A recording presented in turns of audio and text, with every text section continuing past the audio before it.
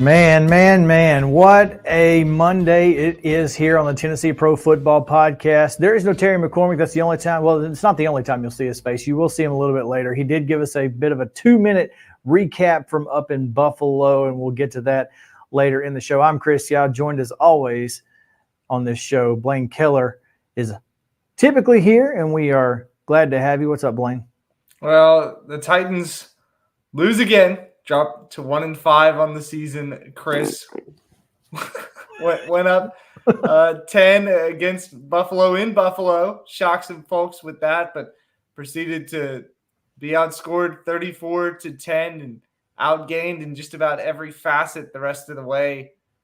Things not looking great at this point. Things might not even be looking good. No, it's pretty dire circumstances in the Tennessee Titans camp. We're going to talk with Teresa Walker of the Associated Press, and she's beholding to nothing but the truth, Blaine. So this should be a fun show, no question. So we're going to get to that. We'll also, of course, have our stock report, which is not good, as you say, Blaine. The market's crashing, Chris. We'll get to stat stuffers too, if there are any stats that got stuffed. I don't know. It's bad. Things are bad. So let's take a quick break and talk to Teresa on the other side over here on the Tennessee Pro Football Podcast. Stick around.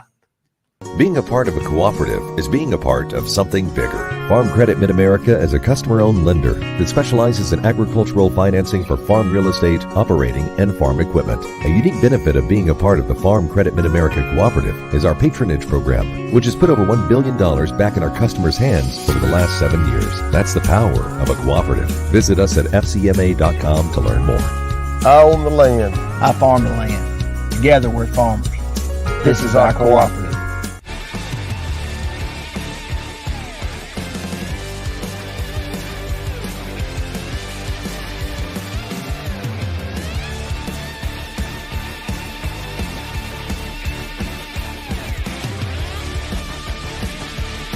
There we go. The All right. Pro Football Podcast continues with AP Sports writer Teresa Walker here to break down another Titans collapse of sorts. Teresa, thanks for joining us today. Well, as my phone drops, what can I say? Trying to charge things up on a Monday. Apparently that's it's spreading. It's what can I say? The Predators are woeful, only team in the NHL without a point. The Titans, they just, the fourth quarter scoring woes are now spreading into the third quarter. And it's like, let's just put it this way. It's going from, we spent a ton of money, made a lot of changes. It's going to be fresh, new, and different to, oh my God, I'm seeing people ready to fire Callahan. And, he's 6 games in. For the record, Amy Adams-Strunk pulled the choke on Ken Wisenhunt. That's the earliest that a coach has been fired since this team moved to the state of Tennessee. Now, that was into his second year after I think they started 1-6, but he was fired on November 3rd, 2015. She only took over the team in late March earlier that year. So, and for the people saying just fire him, guys, they're still playing Mike Vrabel because he got a contract extension not too soon before he was fired. The year that John Robinson was axed. And yes, I'd have to double check. So I think December 22 for John Robinson, and then right after the 23 season for Mike Vrabel, they're still collecting money because they have contracts. And you don't really buy out contracts in the NFL when you fire somebody with a deal. You just keep paying them. Okay, it's why Mike Vrabel can consult with the Browns and go to Ohio State volleyball matches. And at this point, yesterday Brian Callahan said we need a right tackle. Well, they thought they had some extra help, but Sadiq Charles is a guy who literally quit during training camp and walked away. So now you thought you had somebody, and they went with the guy that they traded for from Cleveland who had experience with Bill Callahan. That lasted 1 week. They go with Jalen Duncan yesterday. He played all of 4 snaps before getting hurt and heading to the locker room. So you're back to Nicholas Petit-Frere, who is, as I called it on social media yesterday, one of the ghosts of John Robinson drafts past that are still haunting this team because he just got bull rushed by a defender who took down Mason Rudolph for a sack. So it's like, and even J.C. Latham was beaten one or two times, for maybe not for sacks, but for certainly tackles for loss. And, the sad thing is they started out scoring the first 10 points. And this is after, there was not any hint that Will Levis was not playing last week until we saw the injury report. And it's like, okay, he was limited on Friday and they made him questionable. And then on Saturday, they promoted Trevor Siemian, and that was the big tell that, and I'm curious to see if the NFL has some questions for the Titans because, if you were watching on TV broadcast crew said that Callahan told them he made the decision Saturday that Will Levis was not going to play. Well, if that's the case, then you should declare him out when you promoted Trevor Siemian from the practice squad for this game. So, and, it's one thing after another. And then my question that I want to try to ask today is that first drive in the third quarter, when they've still got a chance, they're up 10-0, they've got the ball, the defense forced the Bills 3 and out 3 times to start that game. They were playing lights out without L'Jarius Sneed. Chido Awuzie is on IR. They're doing fine at that point. And that Mason Rudolph, that run on second down, I still think, and I need to see a different replay, but I rewound that during the commercial, and it looked to me like he made the yard to gain, the line gain. And he dove head first. He's a tall man. And I thought that he was at least at the yard marker or a yard past it, but he was certainly way closer to that marker than the officials marked him. They marked him as if he slid and gave himself up. And I'm like, whoa, that's 2 yards easily off the spot. And then they run 2 consecutive plays. And that fourth down play, I don't have a problem going for it particularly. I mean, maybe punt them, but you're kind of in that gray area where, I don't have a problem with the decision to go for it on fourth down. I have a problem with the play call on third down and fourth down. And challenge that spot of the ball because it was bad. And then, and he does challenge something later and it gained him a couple yards. It literally only bought them maybe 30, 40 seconds off the clock because the Bills scored quickly after that. So, the question now, this, growing process for a head coach who's first-time head coach, first-time play caller. Well, the problem is this. Maybe does Brian Callahan need to think about handing play calling duties to Nick Holtz? Although, I'm not sure if, I don't think he's called plays the game before. So, do you turn to somebody else on the staff that has experience? Do you spread some of these head coaching duties out a little bit? Now, I will say this. Challenging a play helps a lot more in that quickness. You saw before, on that play that the Callahan did challenge, Bills hustled to the line. They weren't sure if that was a catch. Now, on replay, it's like, okay, 1, 2, he's turning upfield. That's a football move. His foot's sliding. So it kind of made it look like maybe it wasn't. But they hustled to the line. Guess what? Take your time if you're the Titans after the Rudolph thing. Try to get a replay. That's the problem. TV, the replay official up in the booth, the Titans official who's responsible for buzzing down and saying you should throw the flag, they're basing this off of what they see on TV. And TV production crews drive me crazy when they spend too much time focusing on, showing the field. Show me the replay. And to me, I still think that was a very key point. Now, it was a blowout. Don't get me wrong. But if that was a first down and they're able to extend drive, get down there, even get a field goal, maybe that helps them keep the big mo on their side for a little bit longer and helps them get into a rhythm. And after that, no, it was gone. They lost the momentum. They lost any rhythm that they had on offense. Tony Pollard was running all over them in the first half, and the Bills shut down their run. And strangely, it coincides with Nicholas Petit-Frere, who played most. They had 77 snaps on offense yesterday. This offense had not been staying on the field that long. They got the plays. They just didn't. And Calvin Ridley, excuse me. What's happening there? They got him involved early, and yet he dropped a couple balls, one that would have been a nice gain. And then we have the DeAndre Hopkins now soap opera where he's not in there. He said Callahan and both of them, they said after the game, had a little soreness, but if you've seen that snippet that's floating around social media, DeAndre Hopkins was standing there next to Callahan, and I've recognized that look. I've given that look to people a time or two in my life, like, what you doing here, is what I took from that, reading body language. And, Hopkins in the locker room afterwards, we're doing what's called. That to me, that felt a little bit like a beep, beep, beep, a bus backing up over somebody, and it wasn't the players. Teresa, of course, a lot went wrong in the game, but even outside of the game, as you mentioned, just some personnel decisions that really, I think, have kind of called into question what Brian Callahan's doing, with DeAndre Hopkins not playing a whole lot in the fourth quarter, like you mentioned. Leroy Watson had his first start 2 weeks ago and wasn't great, but the Titans didn't give up a sack in that game. And then they go to Jalen Duncan and Nicholas Petit-Frere.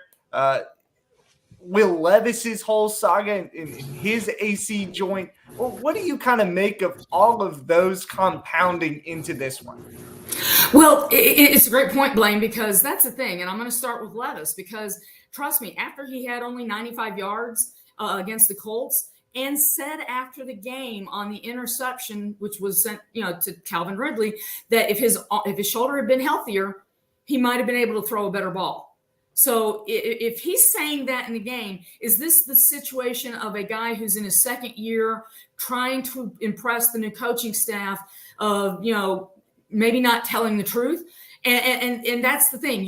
If you're a coach and training staff, if you've ever had an injury and had to go through, PT, that you're the person responsible for telling the trainer, hey, wait, don't do that. That hurts. I'm not quite ready to step back up to this level yet. So he wasn't even questionable for the Colts game, if I'm remembering correctly. And then suddenly he's limited on Wednesday, practice full on Thursday. He talks at the podium on Wednesday, and then he is limited on Friday. And the injury report comes out after Callahan talks to reporters on Friday.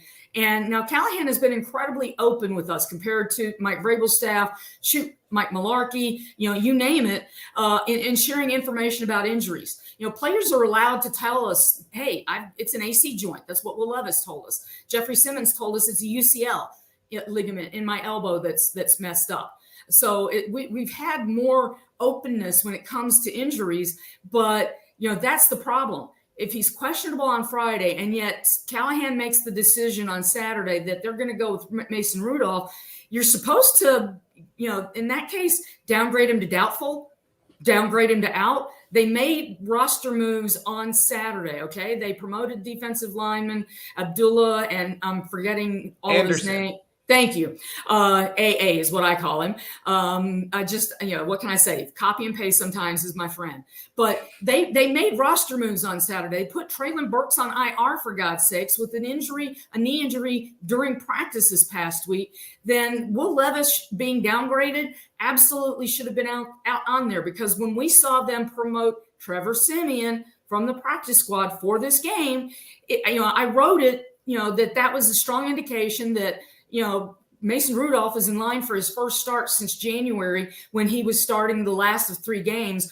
And then he started a playoff game, which I didn't count, but he made 4 straight starts to end last season for the Pittsburgh Steelers.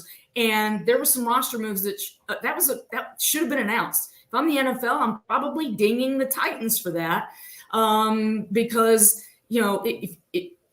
that's what he told the production crew. We're not making this up. So if you knew more than 24 hours, there was another team yesterday that had a guy that wasn't on the injury report, walked out in street clothes for kickoff, and that's when they were told he was out of a game. I can't remember if it was the Niners or what, but it was a colleague of mine covering a game in California. When you do that kind of stuff, it gets you in trouble with the NFL. Why? Mm-hmm. Betting purposes. That's why we get an inactives list 90 minutes before kickoff. So that's why you're supposed to issue these. This is why these injury reports exist. And with the encroachment of NIL and pay for play into the college level, that's why the SEC has an injury status report starting on Wednesday afternoon. So it's just a litany at this point. And now they go to Detroit. My God. We saw what they did jumping out to a big lead to Minnesota yesterday. And Jared Goff, one of those quarterbacks who was horrible with the Rams, written off, gets another chance with Detroit. And he hit, some quarterbacks just absolutely make the most of their second chance. Why? Because they've been around for more than a minute. And right now, the Titans, they spent so much money to surround Will Levis with help, but we still don't know what they've got at quarterback. We still don't know who's at right tackle. And that remains an open question. Brian Callahan said it yesterday. They're still looking. And they've now tried 3 different guys at that position as starters in this season. And last week, Leroy Watson, it was his first NFL start. And it's like they're still looking. So for all the moves they made this season, they still haven't found what they're looking for. Well, and to that point, they spent $230 million, and in my opinion, did a heck of a job in the NFL draft, at least as far as their rookies are concerned so far. If that's what you've done personnel-wise, does this not point to more of a coaching issue than a player issue? It seems to, because, let's face it. J.C. Latham is improving week to week. Okay? Looks great. So is Peter Skoronski, and Lloyd Cushenberry is a guy that they brought in at center. And, Dylan Radins is really settling in at right guard. Right tackle is the issue right now for them. And that, just one issue when we've had 5 before. Exactly. And it's starting to remind me of Ken Wisenhunt's first season when they started. I think they played 7 different tackles that year because of injuries. Yeah, it was an ugly season. And, so at least you've got those positions anchored down. But, you still need to, and we saw what this offense could kind of look like yesterday with Mason Rudolph in that first half, and yet they still only scored 10 points. So they are at the bottom or can see it from there in a majority of offensive categories. And Brian Callahan was an offensive coordinator hired and brought in to get this offense going in the right direction. And yet it's the defense, which ironically enough, it's easier to bring in a whole bunch of new guys on defense and say, ball, go, get it. And Jarvis Brownlee, he has really stepped up and filled in nicely for Chide Owuzie. You can see what they saw in him and taking him. And he is absolutely looking like a guy that can be a starter in this league moving forward. So that's an indication that Rand found some nice pieces in this draft. Devondre Sweat, remember all the offseason questions about, I don't know about this guy. He's too big. Can he move? And he should not be able to move that fast for his size. And so, that's the thing. We're at the point, the draft deadline is November 5th. And DeAndre Hopkins, TV was speculating, when he wasn't on the field there late in the fourth quarter. And then he puts a towel over his head. He's standing there near Brian Callahan. It's like, I used to do that when I was playing on softball teams with a new coach who didn't know me. It's like, I can play any position on the field. Why am I not on the field right now, coach? It's like, I got that body language. And then he goes and puts the towel over his head, and it's not a great feeling. And we've seen, last week we saw two receivers traded, Amari Cooper and Devontae Adams. Thank you. And yeah, that didn't go so well, did it? So at this point, it's almost like, who can we trade to start building draft equity, so that in case we need to make more moves next year and just start adding some more draft capital, because it does feel like a combination, part coaching and growing through this process, which, sorry, you spent so much money. You were one of the biggest spenders in the NFL. Both teams spent tons of money, but it's not showing on the field in number of wins. Think about it. It's been since the Green Bay win in November of 22 that this team has won outside of Nashville or Miami. How insane is that? Wild. It is absolutely insane. And I'll tell you, Teresa, I don't know if it's just all right, let's just go ahead and pump the brakes on this season. You look at the schedule, it doesn't look great. So who knows what's going to happen if they win 2 or 3 ball games. I may be shocked if they get to the number 3. And that's even with Jacksonville twice on the schedule. So we'll see what happens. I think this is going to be a very telling season for Rand Carthen and for Amy Adams Strunk and how they handle this situation. And I'm looking forward to kind of what happens in the offseason, because I'm certainly not looking forward to the other half of this season. So. Well, that's the thing. And the good thing is we're paid to talk about it and for me to go to the games. And guess what? I actually do watch the road games because I have to write about it and talk about it, next week and know what's going wrong. So it's like, yeah, it felt like flashbacks to some of the Mike Munchak games, some of the Ken Wisenhunt games. So yeah, the problem is they've fired a GM. Rand has just had 2 draft classes, and you've now changed coaches, and he is 6 games into this tenure. And again, you are still paying Mike Vrabel. So you can't keep moving chairs around when the ship is sinking. You've got to find something to center around, and it may be trying to fight for a better draft pick with Carolina and Jacksonville at this point. And right now, because the Jaguars won in their second home London, you're on the bottom looking up in the AFC South. And for the first time in a very long time, the national media may have actually gotten this one right on what this team was worth this year. That was kind of my thought too. Teresa Walker of the Associated Press joining us here. Teresa, thanks as always. My pleasure, Blaine and Chris. Take care. When we're back, stock report and stat stuffers here on the Tennessee Pro Football Podcast. Stick around.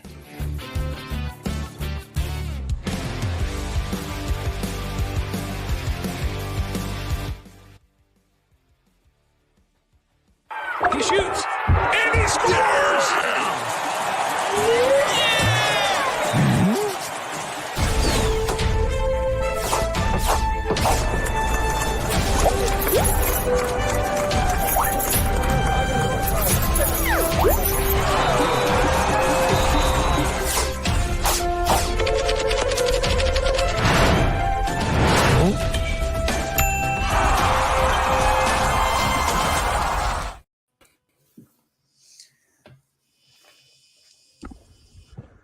Tennessee Titans came to Highmark Stadium here in Buffalo to face the Bills on Sunday, and for a half it appeared that the upstart Titans had something going. Mason Rudolph, filling in for Will Levis, who was out with a shoulder injury, had the Titans up 10-7 at the half and had completed 14 of 18 throws for 155 yards and a touchdown. But in the second half, everything came unraveled for Tennessee, as the Titans, on their first offensive series of the second half, decided to go for a 4th down and 2 at their own 43-yard line. And when that failed, the Bills took possession of the ball. Didn't need much time after that to go in for a touchdown and take the lead. Buffalo would go on to score every possession of the second half, outscoring the Titans 34-0 after the Titans had held a 10-0 lead in the first half, and outscoring them 27-0 in the second half alone. Titans' problems, same things that they've been doing all year long. Turning the football over, penalties, unable to finish drives, all those sorts of things that have plagued them this entire season were prevalent once again Sunday, especially in the second half. The switch at quarterback didn't mean a switch in their fortunes, as they were held to 10 points, which is actually a touchdown below what they've been doing for the most part in this season. There was some good news, however, on this front, as on the way up here, I checked out my Yankees in Game 5 of the American League Championship Series, my son and I, and they were able to prevail, their first pennant in 15 years, so was happy to enjoy that with him. This is Terry McCormick reporting for Titan Insider from Highmark Stadium here in Buffalo. Was hoping that Terry included some sort of Yankees update in his video there. Fun time for him in up north, getting to check out his teams. Well, one of his teams in the Yankees. Titans, just the team he covers. And man, at least it was a half good trip. Yeah, I mean, the Saturday before was nice, I suppose. Getting to go to the World Series, it's always a good feeling. Getting to watch the Titans in the second half, maybe not so much. No. I wondered, man, you were riding that high all the way through halftime and 10-0 lead. And next thing you know, the bottom falls out. It's just no good, man. It's been rough, but we've got some stock to get to. So let's go and get to the Titans stock report.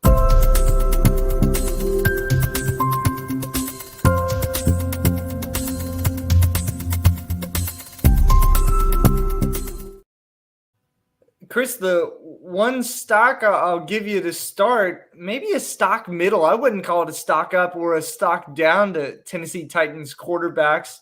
I think you kind of know what you have at this point with one start of Mason Rudolph and a relief appearance and a few starts for Will Levis in his second season.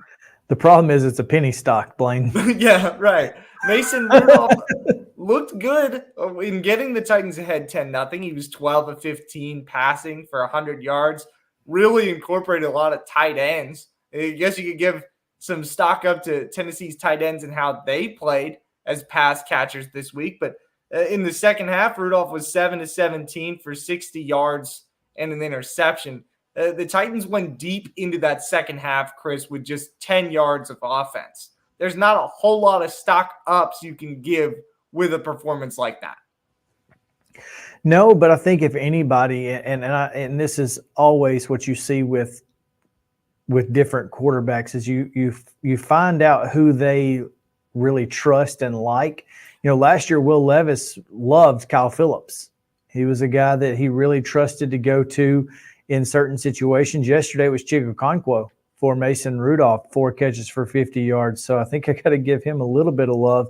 And I think, Jarvis Brownlee may be the most surprising player on this team.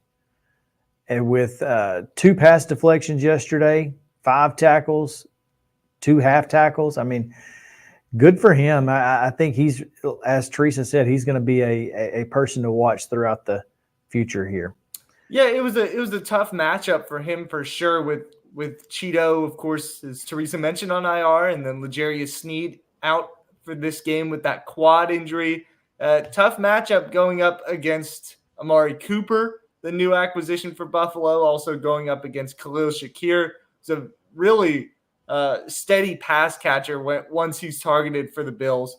He had his hands full yesterday being a number 1 corner. I'm certain coming out of Louisville, he did not expect himself to be in a position like this 5, 6, 7 weeks into a season, getting, the start as the number 1 corner for an NFL team. But as you mentioned, these past few weeks for him have been really one of the few bright spots for the Titans.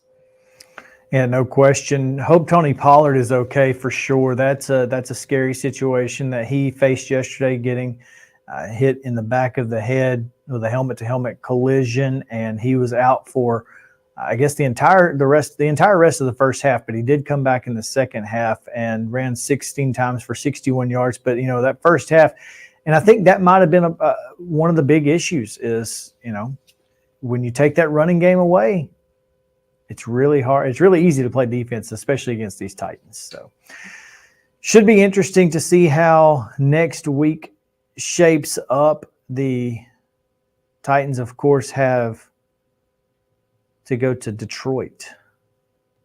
Not good. Yeah, Teresa mentioned the betting aspect of the NFL coming out of this week and injury reports and things like that. I believe the Titans are already 2 touchdown underdogs going into Monday. So tough matchup in Detroit there. I'm looking, 11.5. It's gone down.